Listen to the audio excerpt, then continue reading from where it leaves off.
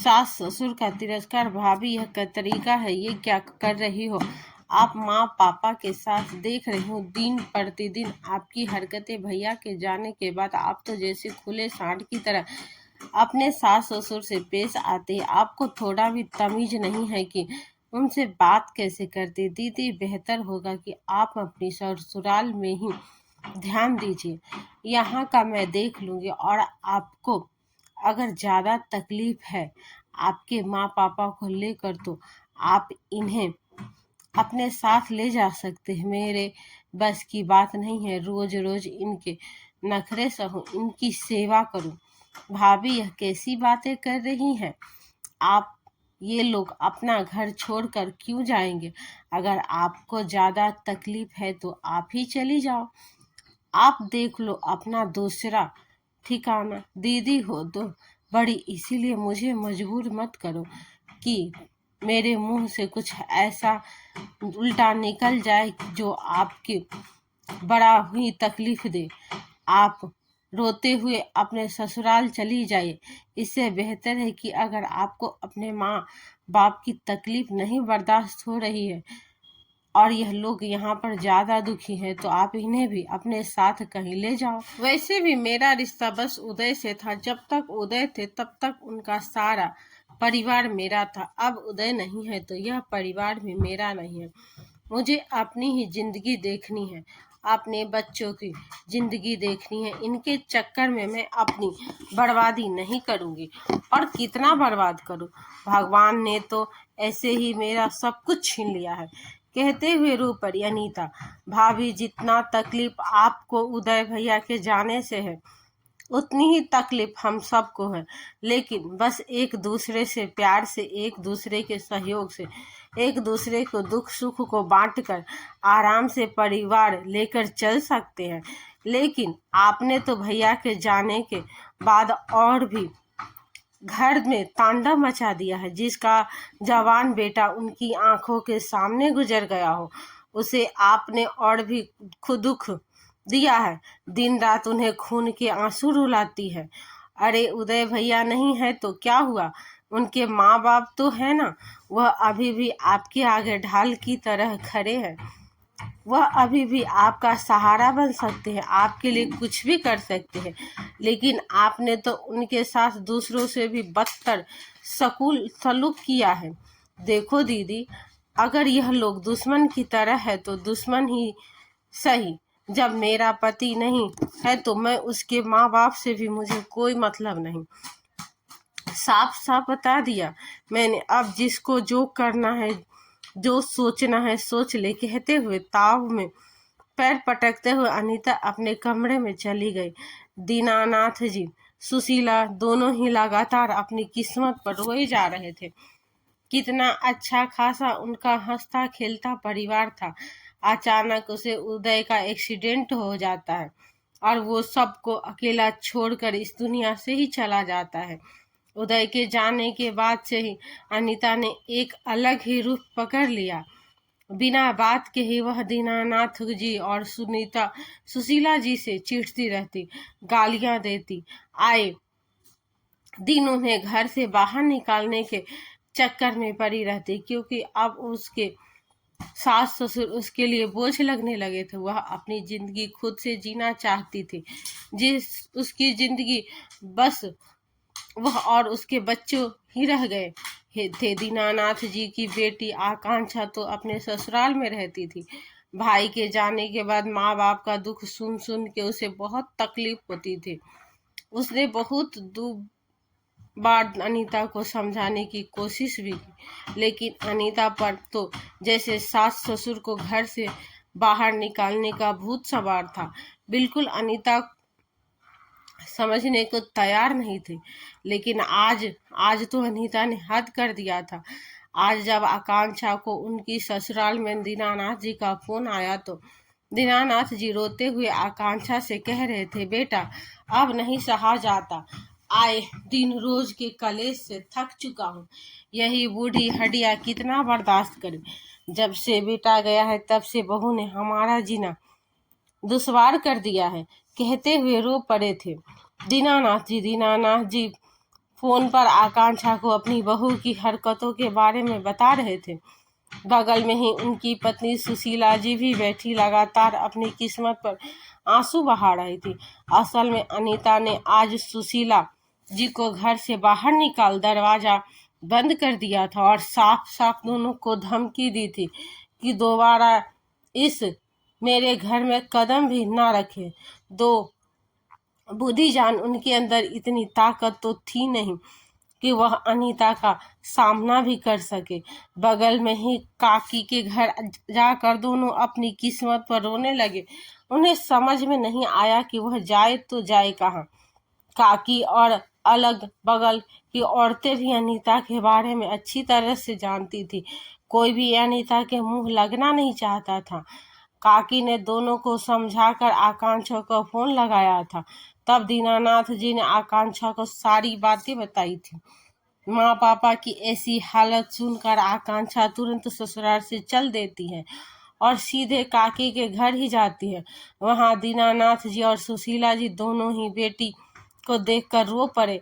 उदय के जाने का गम जितना था उतना ही गम यह सोचकर हो रहा था कि मैंने किस घड़ी में उदय की शादी ऐसी डायन से कर दी।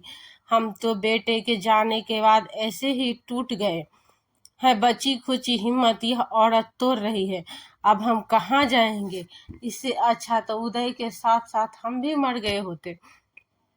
नहीं पापा, ऐसी बातें मत करिए। भैया नहीं है तो क्या हुआ, मैं हूं ना। आप मेरे साथ चलो, आप मेरे घर पर रहोगे। अरे नहीं नहीं बेटा, ऐसा मत कर। एक बेटे की जिंदगी तो बर्बाद हो गई, अब तुम्हारी बर्बाद नहीं कर सकता। तुम्हारे ससुराल में ही लोग तुम्हें ताने दे दे कर चैन से रहने नहीं देंगे। हाँ, तू हमारा एक काम कर दे, हमारे लिए एक वृद्धा आश्रम ढूंढ दे, हम वहीं पर रह लेंगे। जो भी बची जिंदगी है हम वहीं गुजार लेंगे। नहीं पापा, यह तो नहीं हो सकता। आप अपना घर, अपना परिवार, अपना समाज छोड़कर आश्रम में तो नहीं जा सकते। पापा, आपने अपने खून पसीने की कमाई से ही घर बनाया है। इतनी आसानी से तो इसे मैं आपको छोड़ने नहीं दूंगी। रही बात भाभी की, तो अभी तक सब लोग उनके ऊपर तरस खा रहे थे कि भैया के जाने के बाद वह अकेली पड़ गई है, कमजोर हो गई है, चिड़चिड़ी हो गई है। हो सकता है धीरे धीरे समझ जाए, लेकिन आज उन्होंने हद कर दी। वह भैया के जाने के बाद कहीं कमजोर नहीं पड़ी, बल्कि और भी शेरनी बन गई है। अब उन्हें किसी का भी डर नहीं है, इसीलिए उन्हें सबक सिखाना भी बहुत ही जरूरी है। कुछ सोचते हुए आकांक्षा ने काकी की ओर देखते हुए कहा, काकी, क्या मैं 2-3 दिन अपने माँ बाप के साथ आपके घर रह सकती हूँ? हाँ हाँ मेरी बच्ची, ऐसी कैसे बातें कर रही हो? तू इसमें पूछने वाली है? कौन सी बात? भले ही मैं तेरी काकी हूँ, लेकिन बचपन से तू यहीं पर रही है ना। यह तेरा ही घर है बेटा, इसे अपना घर समझ के रह ले। ठीक है काकी, आप माँ पापा का ध्यान रखिए, मैं अभी आती हूँ। कहते हुए आकांक्षा निकल पड़ी है। गांव के मुखिया और कुछ लोगों को साथ लेकर सीधे अनीता के पास जाती है। इतने लोगों के साथ आकांक्षा को देखकर, गांव के कुछ बड़े बुजुर्ग को देखकर अनीता थोड़ा घबरा जाती है और वह लगातार आकांक्षा को ही देख जा रही थी। दीदी, यह सब क्या है? आप इन लोगों को लेकर क्यों आई है? क्योंकि भाभी, आपको सीधे तरीके से बात समझ में नहीं आती है ना, इसीलिए मजबूरी में हमें गांव वालों का सहारा लेना ही पड़ा। आपने आज सुबह माँ पापा को धक्के मारकर घर से बाहर निकाल दिया है। यह झूठ कह रही है। मैंने कोई धक्के मार के घर से बाहर नहीं निकाला है। ये लोग खुद अपनी मर्जी से घर छोड़कर गए हैं, तो आपने जाने दिया है उन्हें? आपने एक बार भी रोकने की कोशिश नहीं की, जानते हुए कि दोनों बूढ़े हो चले हैं। दीदी, मैं खुद इतना परेशान रहती हूँ, मैं किसको किसको संभालती फिरूंगी? खुद को संभालूंगी कि बच्चों को संभालूंगी कि उनकी हरकतों को संभालूंगी? अपनी मर्जी से गए हैं, मुझे कोई फर्क नहीं पड़ता है। जब भी करेगा खुद ही वापस आ जाएंगे। ठीक है भाभी, आप सही हो, मेरे माँ बाप झूठे हैं, लेकिन अब एक काम करते हैं कि यह घर तो माँ और पापा का है, इसीलिए यह घर से जाने वाले तो है नहीं। आपको तकलीफ है, आप इतनी अपनी व्यवस्था कहीं और कर लीजिए दीदी। आप मेरा मुंह मत खुलवाओ। यह तो घर जितना आपके माँ बाप का है उतना मेरा भी है। मैं भी इस घर की हिस्सेदार हूँ। कोई हिस्सेदारी नहीं है भाभी आपकी, कोई भी हिस्सेदारी नहीं है। हिस्सेदारी तो तब होगी जब मम्मी पापा यह घर आपके नाम करेंगे। अभी तक यह घर किसी के नाम नहीं है। जो बेहतर होगा कि आप ही चुपचाप यहाँ से निकल जाइए। देख लीजिए सरपंच जी, आपके सामने ही मेरे ऊपर कितना जुल्म हो रहा है। फिर बाद में यही होगा कि बहू खराब है। देख लीजिए, मेरे पति इनके इकलौते बेटे थे, तो इनकी जायदाद पर तो मेरे पति का ही हक हुआ ना। अब मेरे पति नहीं है तो सास ससुर तो सारा कुछ इनके परिवार का ही होगा ना, यानी कि मेरे बच्चों का ही होगा ना। नहीं, बिल्कुल भी नहीं। पहली बात तो जब तक यह घर तुम्हारे साथ ससुर के नाम है तब तक तो तुमने इन्हें घर से बाहर नहीं निकाल सकते। और दूसरी बात कि यह घर इनका है तो इनकी मर्जी की वो किसी को देंगे। इकलौता बेटा होने से मतलब यह नहीं कि होता कि माँ बाप की सारी प्रॉपर्टी बच्चे के ही नाम हो। यह तो माँ बाप के ऊपर निर्भर करता है कि वह अपनी सारी प्रॉपर्टी किसके नाम करेंगे। इसीलिए बेहतर होगा कि तुम इनका साथ छोड़ दो। पंचों ने भी अपना फैसला सुना दिया। सुन लिया भाभी, अब आपको समझ में आ गया। पुलिस का सहारा, कोर्ट कचहरी का सहारा लेना चाहेगी आप तो भी आप जीत नहीं पाएंगी, क्योंकि कोई भी कानून ऐसा नहीं है जो माँ बाप की संपत्ति पर जबरदस्ती बहू बेटे को हक दिला सके। इसीलिए अब आपके पास आज शाम तक का ही समय है। आप चुपचाप घर खाली करके चली जाइए। अब मैं समझी दीदी, अब मैं समझी, तो आपकी नज़र सारी प्रॉपर्टी पर है, तभी तो आप मुझे घर से बेदखल करना चाहती हो ना, ताकि सारा कुछ यह लोग आपके नाम लिख दें। आपको जो समझना है भाभी समझ लो, क्योंकि जिसकी सोच घटिया हो सकती है उसे समझाना मतलब भैंस के आगे बीन बजाने के बराबर है। अगर आज शाम तक आपने घर खाली नहीं किया तो हमें पुलिस बुलाकर आपके ऊपर जबरदस्ती केस करने के लिए मजबूर कर देगी। अनीता ने तुरंत ही फोन उठाया और अपने मायके किसी को फोन लगाकर सारी बातें बताई। वहां से जब उसके कोई राहत वाली खबर नहीं मिली तो अंत में मजबूर हो गई वह, क्योंकि बात भी सही थी। जबरदस्ती किसी से भी हक लिया नहीं जा सकता। बेटा बहू होने के नाते जरूरी नहीं कि माँ बाप की संपत्ति पर पूरा हक बेटे और बहू का ही हो। जब अनीता को लगा कि अब उसके हाथ से सारा कुछ निकल जाएगा तो उसने तुरंत गिरगिट की तरह अपना रंग बदला और कहा, दीदी चलो मान लेती हूँ ये मुझसे गलती हो गई, अब मैं दोबारा से ऐसा नहीं करूंगी। मुझे भी एक मौका तो मिलना चाहिए ना। कुछ गलती माँ बाबूजी की भी है, कुछ मेरी भी है। हम दोनों ही अपनी गलती सुधार लेते हैं। वो लोग मुझे तंग करना बंद कर दे, मैं भी उन्हें परेशान नहीं करूंगी। नहीं बेटा नहीं, अब और नहीं।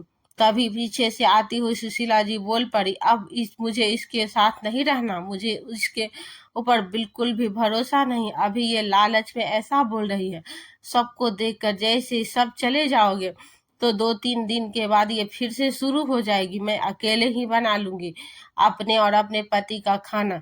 इतनी तो हिम्मत है मेरे में। अब मुझे इससे सेवा की कोई उम्मीद नहीं है।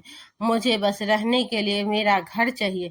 आकांक्षा ने सरपंच की ओर देखा। गांव के सब लोगों ने अनीता से कहा, अनीता तुम्हारे पति का बनाया हुआ ऐसी कोई भी प्रॉपर्टी नहीं है जिससे कि तुम्हें दिया जा सके। अगर तुम्हारे पति ने कुछ बनाया होता तो उस पर पूरा तुम्हारा हक होता, लेकिन यह तुम्हारे साथ सास ससुर का बनाया हुआ है और यह लोग इसमें से तुम्हें एक फूटी कौड़ी भी नहीं देना चाहते। इसीलिए बेहतर होगा कि तुम अपना दूसरा ठिकाना देख लो। अब अनीता को लगा कि सब कुछ उसके हाथ से निकल जाएगा, तो तुरंत सुशीला जी के पांव पकड़ लेती है। नहीं माँ जी, मुझे प्लीज माफ कर दीजिए, मैं भटक नहीं गई थी, मैं बहुत परेशान हो गई थी। उदय की जाने के बाद मेरा दिमाग ही नहीं काम करता था, मुझे समझ में नहीं आता सही क्या है गलत क्या है, मैं करूँ क्या। आप एक बार प्लीज मुझे माफ कर दीजिए, मुझे एक मौका दे दीजिए, मैं अब आपको कभी भी शिकायत का मौका नहीं दूंगी। वह लगातार सुशीला जी के पांव पकड़कर रोए जा रही थी, लेकिन दीनानाथ जी ने कहा, नहीं बहू, अब हम तुम पर विश्वास नहीं कर सकते। ठीक है, आप विश्वास मत करिए, बस एक मौका देकर देखिए। अगर दोबारा भी लगा कि मैं आपको तंग कर रही हूँ तो आप बेशक मुझे इस घर से निकाल देना, मैं चुपचाप चली जाऊंगी, लेकिन मुझे अभी मत निकालिए। मैं कहाँ जाऊंगी अपने बच्चों को लेकर। सुशीला जी आखिर माँ थी, वह अपने पोते पोतियों को बेघर होते कैसे देख सकती। इसीलिए उन्होंने धीरे से दीनानाथ जी को इशारा किया। दीनानाथ जी ने कहा, ठीक है, अगर तुम चाहती हो कि हम तुम्हें एक मौका और दे तो तुम रह लो हमारे साथ, लेकिन याद रखना, जहाँ तुम्हारी नीयत फिर से बदली, हम अपनी सारी प्रॉपर्टी दान में दे देंगे। और यह पूरे सरपंच के सामने मैं अपना फैसला सुनाया हूँ, इसीलिए याद रखना। जी बाबूजी, आप जैसा कहेंगे वैसा ही करूँगी। कहते हुए अनीता आकांक्षा से भी माफी मांगती है। आकांक्षा सरपंच जी गांव के लोगों को धन्यवाद करते हुए विदा करती है। अब आकांक्षा, दीनानाथ जी और सुशीला जी के तीनों के ही चेहरे पर एक मुस्कान थी। एक सुकून था कि अनीता दोबारा से कभी ऐसी हरकत नहीं करेगी, माँ बाबूजी को घर से बाहर नहीं निकालेगी, क्योंकि उसके मन में अच्छी तरह से यह डर बैठ गया था कि अगर दोबारा से ऐसी कोई बात गलती हुई तो वो लोग पूरी प्रॉपर्टी दान में कर देंगे, जैसा कि उन लोगों ने गांव वालों के सामने बोला है। और इस मामले में गांव वाले भी अनीता का साथ नहीं देंगे। मजबूरी में उसे अच्छी बहू बनने का नाटक करना पड़ रहा था। फिलहाल अनीता जी भी कर रही थी, उससे सुशीला जी और दीनानाथ जी को कोई भी फर्क नहीं पड़ने वाला था। दोस्तों, यह कहानी पूरी तरह से काल्पनिक है, कृपया इसे वास्तविकता से न जोड़ें। तो दोस्तों, आपको ये कहानी कैसी लगी कमेंट करके ज़रूर बताएं। पेज को फॉलो करना ना भूलें। धन्यवाद।